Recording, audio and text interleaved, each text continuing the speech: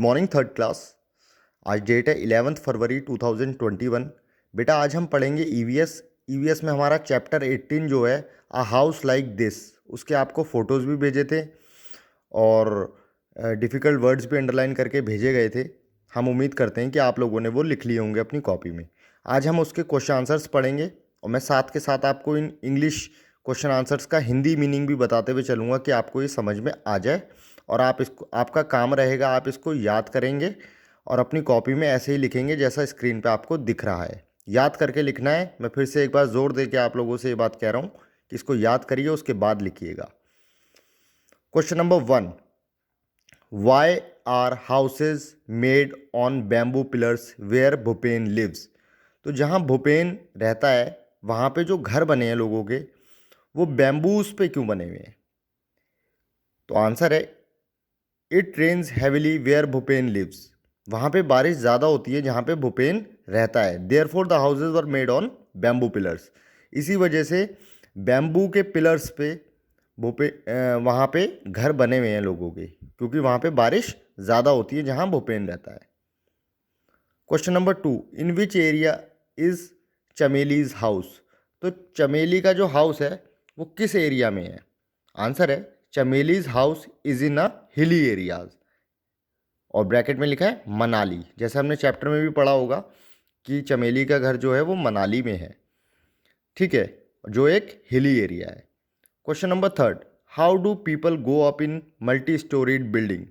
Multi storeyed building का मतलब होता है बेटा जो लंबी लंबी बिल्डिंग होती हैं। तो जो लंबी बिल्डिंग्स होती हैं उनमें लोग कैसे जाते हैं? ऊंची बिल्डिंगें हैं, जैसे 3-3, 4-4, 5-5 मालों की जो बिल्डिंग होती है उसे मल्टी स्टोरीड बिल्डिंग कहते हैं। तो वहाँ पे लोग जाते कैसे हैं ऊपर? आंसर है people go up in multi storeyed building through stairs और लिफ्ट। तो जो लोग हैं उन्हें ऊपर जब जाना होता है तो वो स्टेयर्स से, यानी कि सीढ़ियों को कहते हैं स्टेयर्स, और लिफ्ट बटन दबाते हैं। आपने देखा होगा मॉल्स में भी बटन दबाते हैं, दरवाज़ा खुलता है और लिफ्ट, या बहुत कम समय में आप यूपर पहुंच जाते हैं कितनी भी बड़ी बिल्डिंग हो। तो people go up in multi storey building through stairs और लिफ्ट।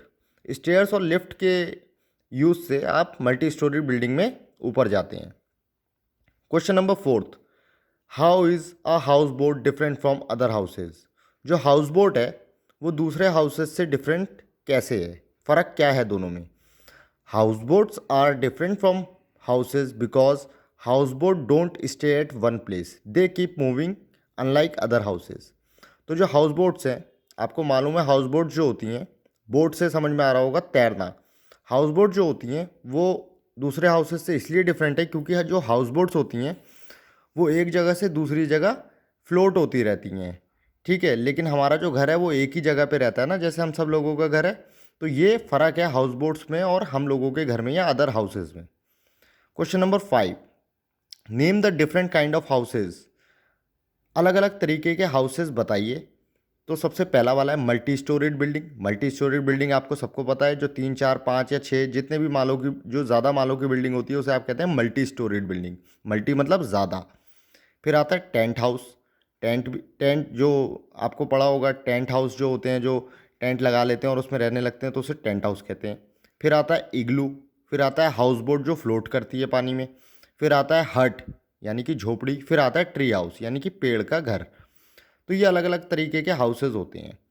तो मैं उम्मीद करता हूँ बेटा आप लोगों को समझ में आ गया होगा और आप अच्छे से याद करके इसे अपनी कॉपी में लिखिए। मिलता हूँ आपसे नए वीडियो में नए टॉपिक के साथ। Thank you.